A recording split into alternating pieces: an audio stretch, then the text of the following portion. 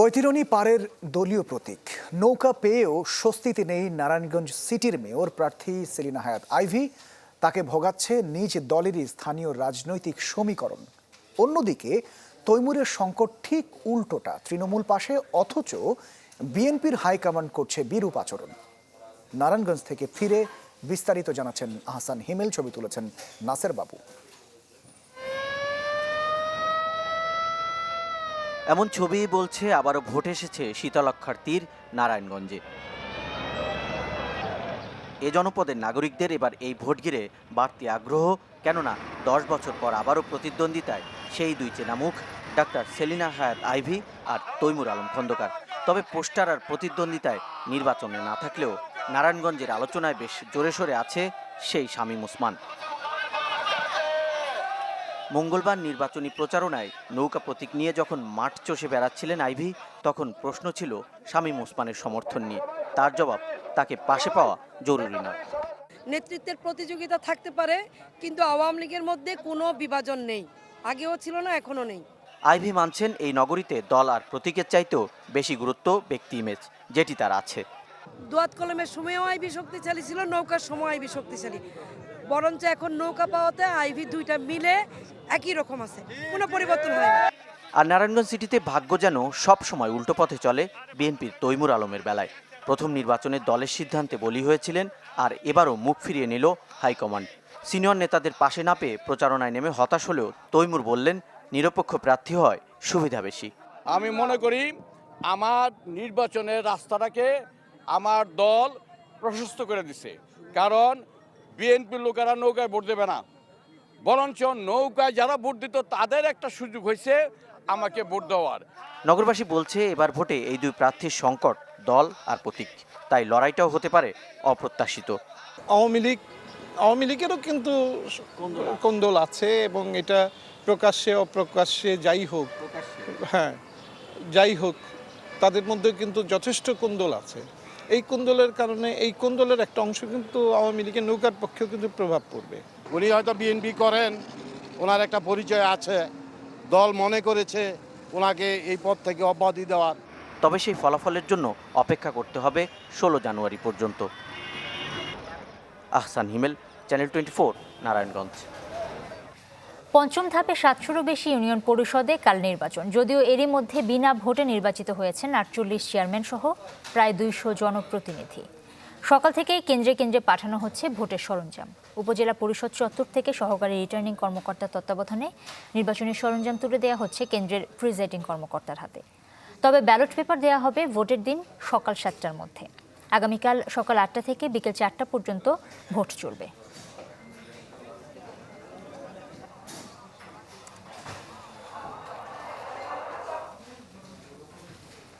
আনন্দ আয়োজন মোড় নিচ্ছিল সহিংসতায়।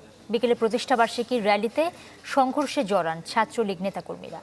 তবে কেন্দ্রীয় নেতাদের হস্তক্ষেপে নিয়ন্ত্রণে আসে তা। পরে শোভাযাত্রা শাহবাগ হয়ে রাজধানীর বিভিন্ন সড়ক প্রদক্ষিণ করে।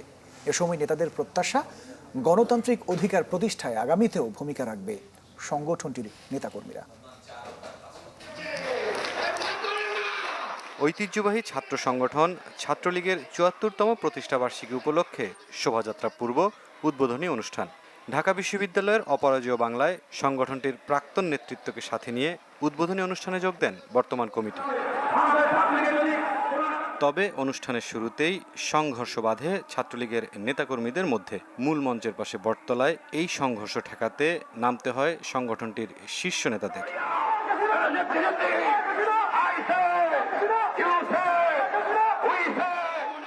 পরে পরিস্থিতি নিয়ন্ত্রণে এলে র্যালি উদ্বোধন করেন আওয়ামী লীগের সভাপতিমণ্ডলীর সদস্য জাহাঙ্গীর কবির নানক। এ সময় অতীতের মতোই বর্ণিল পথচলা ধরে রাখতে নেতাকর্মীদের প্রতি আহ্বান জানান তিনি। ছাত্রলীগ আগামী দিনে বঙ্গবন্ধুর সোনার বাংলা প্রতিষ্ঠার লক্ষ্যে শেখ হাসিনার নেতৃত্বে সকল অশুভ শক্তির ষড়যন্ত্রকে ছিন্ন ভিন্ন করে একটি অসাম্প্রদায়িক শোষণমুক্ত বাংলাদেশ প্রতিষ্ঠার জন্য লড়াই করবে। পরে প্রতিষ্ঠাবার্ষিকীর বর্ণাঢ্য শোভাযাত্রা শাহবাগ হয়ে রাজধানীর গুরুত্বপূর্ণ সড়ক প্রদক্ষিণ করে।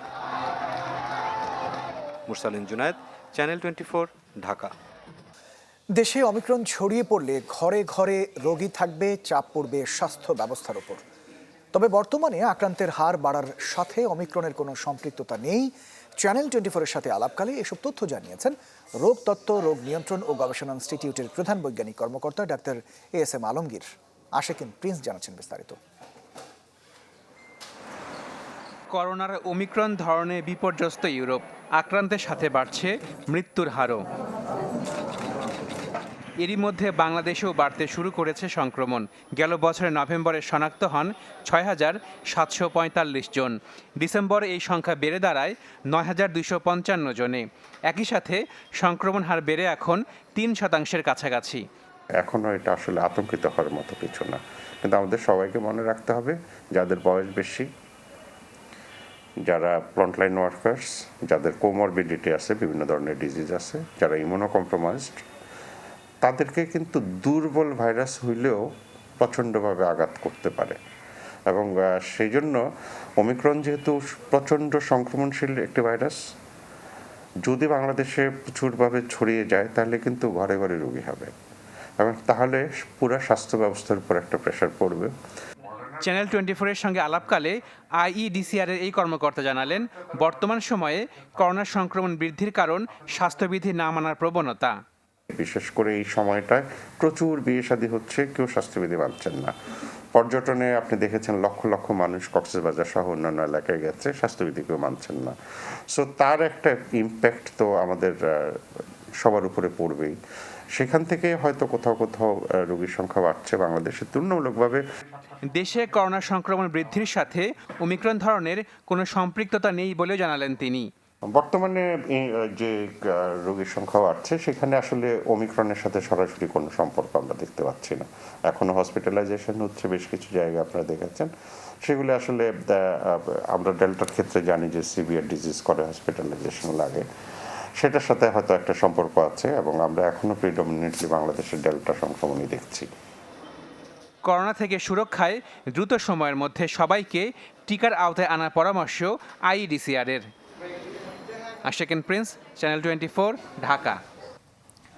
করোনা পরিস্থিতি নিয়ন্ত্রণের বাইরে গেলে লকডাউনের সিদ্ধান্ত নেওয়া হবে, একথা জানিয়েছেন স্বাস্থ্যমন্ত্রী জাহিদ মালিক। দুপুরে সচিবালয়ে সংবাদ সম্মেলনে তিনি বলেন, গণপরিবহনে যাত্রীর সংখ্যা অর্ধেক করার প্রস্তাব দেওয়া হয়েছে, আর মাস্ক পরে ঢুকতে হবে রেস্টুরেন্টে। শিক্ষা প্রতিষ্ঠান চলবে স্বাস্থ্যবিধি মেনে।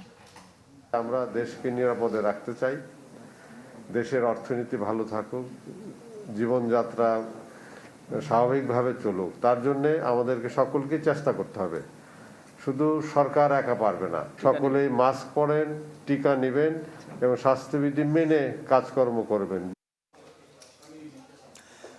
বাংলাদেশের সাথে পাকিস্তানের সম্পর্কের বরফ গলছে, এই দাবি করেছেন দেশটির পররাষ্ট্রমন্ত্রী শাহ মেহমুদ কুরেশি।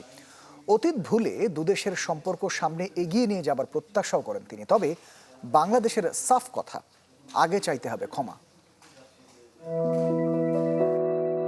হঠাৎ করেই বাংলাদেশকে কাছে টানতে চাইছে পাকিস্তান। এক দশক ধরে আওয়ামী লীগ সরকারের সাথে সম্পর্কের ভয়াবহ টানাপোড়েনের পর 2020 সাল থেকে শুরু হয় উল্টো স্রোত।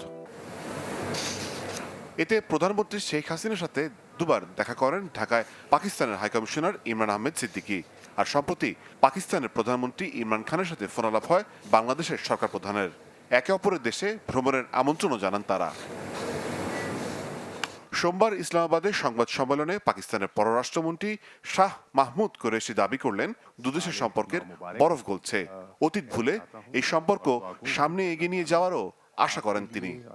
वज़ीर आज़म शेख हसीना के साथ और वज़ीर आज़म ने उस गुफ्तगू में जहाँ बायलैटरल मामलात का जिक्र किया, वहाँ उनको दावत भी थी पाकिस्तान आने की।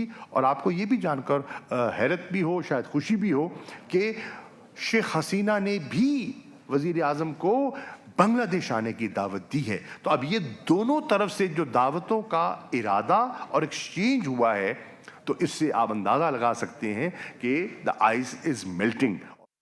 তবে বাংলাদেশের পররাষ্ট্রমন্ত্রী ডক্টর AK আব্দুল মোমেন জানান, মুক্তিযুদ্ধে গণহত্যা ইস্যুতে আগে ক্ষমা চাইতে হবে পাকিস্তানকে। তারা কি করবে, মাপ চাইবে, আমাদের তো সহজ, আমাদের রিসোর্সগুলোর বন্টন নিয়ে আলাপ শুরু করবে, এগুলো তো আমাদের আছে। এগুলো যদি না হয় তো কেমন করে হবে। এবছরই ওআইসি পররাষ্ট্রমন্ত্রীদের সম্মেলন হবার কথা রয়েছে পাকিস্তানে। সেখানে বাংলাদেশের অংশ নেওয়ার বিষয়ে এখনো সিদ্ধান্ত হয়নি বলে জানান পররাষ্ট্রমন্ত্রী। মোর্শেদ হাসিব, চ্যানেল 24, ঢাকা।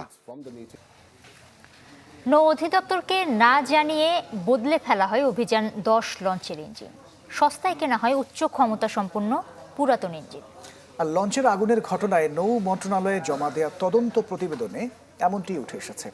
এতে আরও বলা হয়েছে যে আগুন লাগার মুহূর্তে পালিয়ে যায় লঞ্চের চালক, সুপারভাইজার এবং কর্মীরা। শফিকুল ইসলাম সবুজের রিপোর্টে থাকছে বিস্তারিত। ঘটনার পর লঞ্চের ইঞ্জিন রুম এরই মধ্যে বিশেষজ্ঞরা পরিদর্শন করেছেন। সবাই ধারণা করছেন যে পিস্টন হেডটি ফেটে গেছে। এটির কারণে অগ্নিকাণ্ড না ঘটলেও এই পিস্টন হেড সহ ইঞ্জিনের তাপমাত্রা নিয়ন্ত্রণের জন্য যে ইন্ডিকেটর রয়েছে ইঞ্জিনে 6টি ইন্ডিকেটর, তার মধ্যে 3 নম্বর ইন্ডিকেটরটি কিন্তু লুজ অবস্থায় রয়েছে, অর্থাৎ ঢিলা, এবং এখান থেকে আগুনের সূত্রপাত হতে পারে।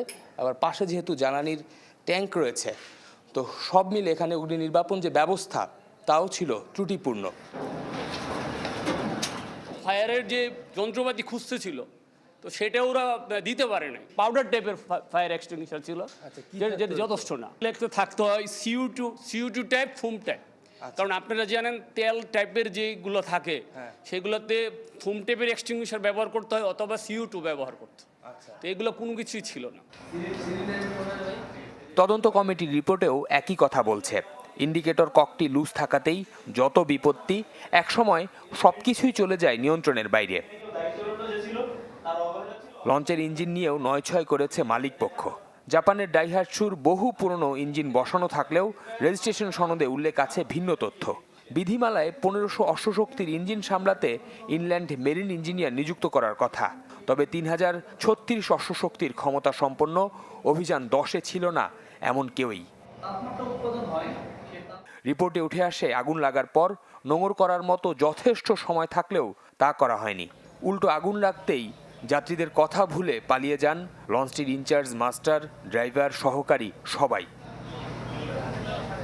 নিয়ম অনুযায়ী ইঞ্জিন পরিবর্তনের পর হবার কথা জরিপ, অভিযান 10-এ মানা হয়নি তাও।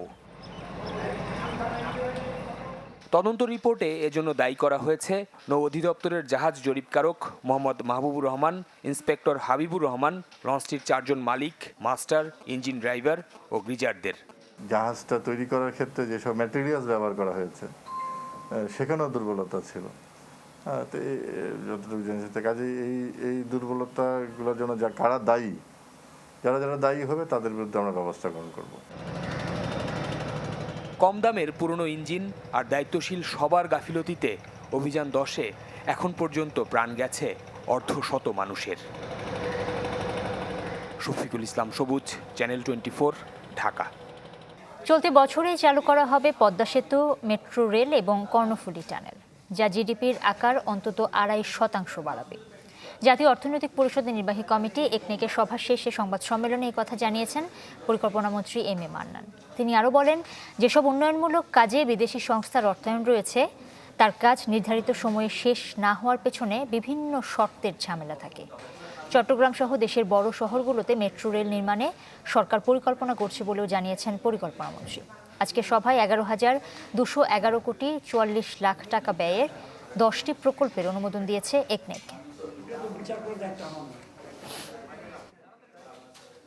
খেলার খবর, মাউন্ট মঙ্গনই টেস্ট প্রসঙ্গ। স্বপ্ন দেখতে শুরু করেছে বাংলাদেশ। এবাদত হোসেনের বোলিং তাণ্ডবে নিউজিল্যান্ডের বিপক্ষে ইতিহাস গড়ার হাতছানি টাইগারদের। দ্বিতীয় ইনিংসে 147 রান তুলতেই 5 উইকেট হারিয়েছে স্বাগতিকরা, এগিয়ে মাত্র 17 রানে। 4 উইকেট নিয়েছেন এবাদত। এর আগে প্রথম ইনিংসে ব্ল্যাক ক্যাপদের 328 রানের জবাবে 458 রান তুলেছিল সফরকারীরা। রোমাঞ্চনীয় অপেক্ষায় পঞ্চম এবং শেষ দিন। কক্সবাজারে সংঘবদ্ধ ধর্ষণের ঘটনায় বিভিন্ন তদন্ত সংস্থার প্রতিবেদনে পার্থক্যে অসন্তোষ জানিয়েছেন হাইকোর্ট। সকালে রিটের শুনানিতে আদালত বলেছেন, তদন্ত চলাকালীন বিভিন্ন সংস্থা অসঙ্গতিপূর্ণ বক্তব্য দিলে মানুষের মাঝে ভুল বার্তা যায়।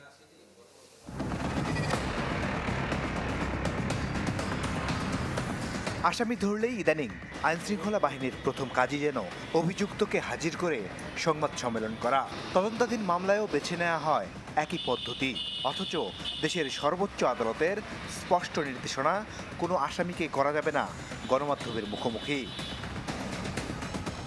কক্সবাজারে সম্প্রতি ঘটে যাওয়া সংঘবদ্ধ ধর্ষণের রিটের প্রাথমিক শুনানিতে এ নিয়ে অসন্তোষ প্রকাশ করেন হাইকোর্ট। বলেন, এক্ষেত্রে তদন্ত কর্মকর্তা যে ব্রিফিং করেছেন তা অগ্রহণযোগ্য ও দুঃখজনক। আদালতের মতে মামলার সঠিক তদন্তের স্বার্থে আইনশৃঙ্খলা বাহিনীর ভিন্ন ভিন্ন বক্তব্য কাম্য নয়। ভিকটিম থেকে পাওয়া তথ্যই র্যাব বলেছে, পাশাপাশি পুলিশ যে টুরিস্ট পুলিশ যে তদন্ত করছেন তারাও ভিকটিম থেকে প্রাপ্ত তথ্য নিয়েই স্টেটমেন্ট করেছেন। দুইটার ভিন্নতা থাকার কারণেই আমরা কোর্টকে বলেছি যে এইটা অ্যানোমালি তৈরি হয়েছে, মাধ্যমে যেভাবে আসবে এইভাবে কথা বলবে। কে কথা বলবে, কতটুকু বলবে, এটি নিয়ে পুলিশের ঊর্ধ্বতন কর্মকর্তাদের সাথে কথা বলতে রাষ্ট্রপক্ষকে নির্দেশ দেন হাইকোর্ট। মহামান্য আদালত তারপরে আমাদেরকে নির্দেশ দিয়েছে আমাকে যে আইন শৃঙ্খলা বাহিনীর কর্মকর্তার সাথে কথা বলে জানাতে যে ইতিপূর্বে যে রায়গুলো হয়েছে, রায়ে যে বলা হয়েছে একটা নীতিমালা করতে, এটা বিবেচনায় নিয়ে ভবিষ্যতে এই নীতিমালাটা তৈরি করে ওইভাবে যেন একটা মিডিয়ার সামনে বক্তব্য দেওয়া হয়। মিডিয়া ব্রিফিং ইস্যুতে হাইকোর্টের রায় বাস্তবায়নের ধীর গতি নিয়ে উষ্মা প্রকাশ করেন আদালত। মাসুদুর রহমান, চ্যানেল 24, ঢাকা। টানা 19 বছর ধরে পেটের ভেতরে বয়ে বেড়াচ্ছেন অস্ত্রোপচারের কাঁচি। চুয়াডাঙ্গার হাপানিয়া গ্রামের বাঁচেনা খাতুন নামের এক নারীর এক্সরে করানো বলে ধরা পড়ে এমন চিত্র। দীর্ঘদিন পেটের ব্যথার চিকিৎসা করাতে করাতে তিনি রীতিমতো নিঃস্ব। দোষী ডাক্তারের শাস্তির দাবি ভুক্তভোগী এবং এলাকাবাসীর।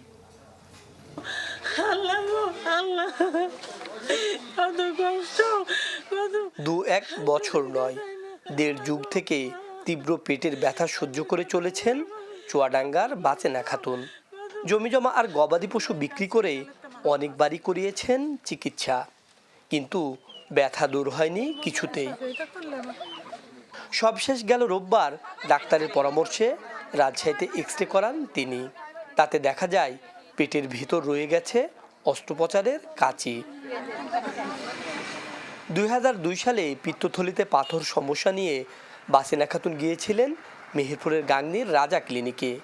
সে সময় তার অপারেশন করেন সার্জারি ডাক্তার মিজানুর রহমান ও ক্লিনিক মালিক ডাক্তার পারভিহাস হোসেন রাজা। কিন্তু দুইজন মিলে রোগীর পেটে ফেলে আসেন আস্ত একটা কাঁচি। ওই রাজা পেটের ভিতর ওইটা রাখি আমাকে দাগ দেছে, এরম ঘুরলু দাগ, কাগজ নেকি নাকি বলছে যে মরি যাবে, তখন দেখে আনো রাজ্যে যাই। জমি জাতি মোটামুটি ভেড়া ছাগল যা ছিল আমার সবই শেষ, এখন আমার চিকিৎসা করবো কি? 19 বছরের ওই ঘটনায় অভিযুক্ত সার্জারি বিশেষজ্ঞ ডাক্তার মিজানুর রহমানের হদিস জানেন না কেউ। তবে দায় স্বীকার করে ক্ষতিপূরণের আশ্বাস দিয়েছেন ক্লিনিকটির মালিক। আর অভিযোগ পেলে ব্যবস্থা নেয়ার কথা জানান উপজেলা স্বাস্থ্য কর্মকর্তা। যিনি অপারেশন করেছে অনেকটা রেসপন্সিবিলিটিতে তার, এখন যেহেতু আমার প্রতিষ্ঠানে হয়েছে সেহেতু আমার রেসপন্সিবিলিটিটা আমি এড়িয়ে যাচ্ছি না। সেই ক্ষেত্রে যদি পার্টি যদি কিছু বলে সেটা বিবেচনায় নিতে হবে। সম্প্রতি ফরিদপুরেও এক নারীর পেটে অপারেশনের কাছে ফেলে আসার ঘটনা ঘটে। রাশিদুজ্জামান, চ্যানেল 24, মেহেরপুর। কর্তৃপক্ষের কাছে 23.5 কোটি টাকা বকেয়া, আর টাকার অভাবে তীব্র সংকট কাঁচামালের। এমন অজুহাতে চট্টগ্রাম মেডিকেলে কিডনি রোগীদের ভর্তুকি মূল্যে ডায়ালাইসিস সেবা কাল থেকে বন্ধের ঘোষণা দিয়েছে পরিচালনা সংস্থা স্যান্ডর। ফলে চরম দুশ্চিন্তায় পড়েছেন কয়েক হাজার রোগী। ষাটোর্ধ্ব আয়ুব রানা চট্টগ্রাম মেডিকেলের ডায়ালিসিস সেন্টার স্যান্ডর এসেছিলেন মঙ্গলবার সকালে, কিন্তু বুধবার থেকে ভর্তুকি মূল্যে ডায়ালিসিস সেবা বন্ধ হয়ে যাবে কর্তৃপক্ষের এমন নোটিশ দেখে পড়ে গেছেন দুশ্চিন্তায় যিনি এই কেন্দ্র থেকে সেবা নিচ্ছেন 4 বছর ধরে। অবিলম্বে তাদের টাকাটা পেমেন্ট করে আমাদেরকে আগামীকাল থেকে যেন ডায়ালিসিস করার সুযোগ দেয়, না হতে ডেলি 8-9 জন লোক মারা যাবে। শুধু তিনিই নন, এমন অনিশ্চয়তা নিয়ে হাসপাতালে ঘুরছেন অনেক জটিল কিডনি রোগী এবং তাদের স্বজনরা পড়েছেন চরম বিপাকে। আগামীকালকে ডায়ালিসিস বন্ধ হলে পরশু তো আমরা ডায়ালিসিস পাবোই না। এখানে অনেক রুগী ডায়ালিসিস পাবে না যারা কন্টিনিউয়াসলি এখানে ডায়ালিসিস করে, আর যদি 1 সপ্তাহ ডায়ালিসিস বন্ধ থাকে এখানে রুগী অর্ধেক হয়ে যাবে মারা গিয়ে। পিপিপির আওতায় এই সেবা দিয়ে থাকে ভারতীয় প্রতিষ্ঠান স্যান্ডর, যার বিপরীতে ভর্তুকির অংশ হিসেবে প্রতি মাসে প্রতিষ্ঠানটিকে অর্থ দেয় সরকার। তবে গেল কয়েক বছরের সেবার বিপরীতে বকেয়া রয়ে গেছে 23.5 কোটি টাকার মতো। ফলে কাঁচামাল সংকট সহ নানা কারণে এই সেবা দিতে অপারগতা জানায় প্রতিষ্ঠানটি। টাকাগুলো যেহেতু পাওয়া যাচ্ছে না, এখন মালপত্র তো কিনে আনা যাচ্ছে না, মালপত্র কিনে না আনা গেলে আমি ডায়ালিসিস সেবাটা কীভাবে দেব? তবে বিষয়টি দ্রুত সমাধানের মাধ্যমে সেবা চালু রাখা হবে বলে আশ্বস্ত করলেন চমেক হাসপাতালের ঊর্ধ্বতন কর্মকর্তারা। এর প্রেক্ষিতে আজকে একটা সভা, জরুরি সভা একটা অনুষ্ঠিত হয়। ওটাতে আমি প্রতিনিধিত্ব করি। এখন যেটা হয়েছে এটা মীমাংসার পথে, এটা হয়তো সমাধান হয়ে যাবে। তথ্য বলছে এই সেন্টার থেকে প্রতিদিন 4 শিফটে ডায়ালিসিস সেবা দেয়া হয় অন্তত 100 জন কিডনি রোগীকে। জুবাইর মঞ্জুর, চ্যানেল 24, চট্টগ্রাম। খাগড়াছড়িতে জনপ্রিয় হয়ে উঠেছে কুল চাষ। ধান ও সবজির চেয়ে লাভজনক হওয়ায় অনেকেই ঝুঁকছেন এতে। বাণিজ্যিকভাবে কুল বাগান করে এরই মধ্যে সফলতা পেয়েছেন অনেকেই। খাগড়াছড়িতে চাষ হচ্ছে কাশ্মীরি আপেল কুল, বলসুন্দরী, সিডলেস সহ 10 থেকে প্রায় 12 প্রজাতির কুল। তবে অন্যান্য ফলের জাত সম্প্রসারণে সরকারি নানা প্রণোদনা থাকলেও কুল চাষিরা পান না তেমন কোনো সুবিধা। খাগড়াছড়ি জেলায় চলতি অর্থ বছরে 185 হেক্টর জমিতে 1297 মেট্রিক টন কুল উৎপাদনের লক্ষ্যমাত্রা নির্ধারণ করেছে কৃষি বিভাগ।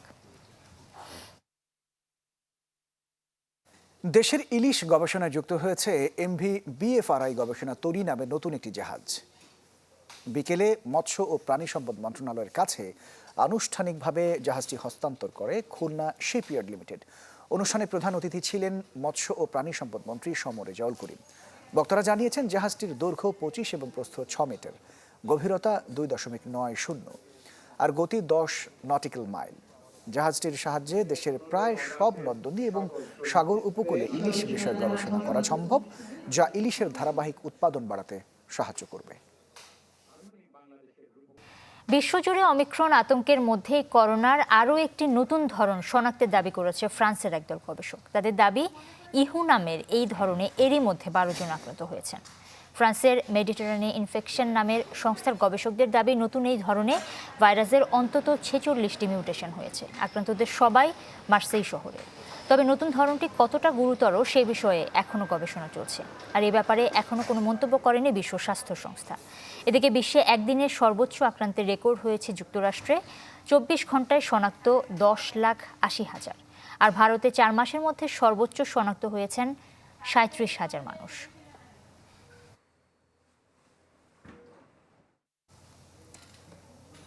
দর্শক, এই ছিল সন্ধ্যা 7টার খবরে।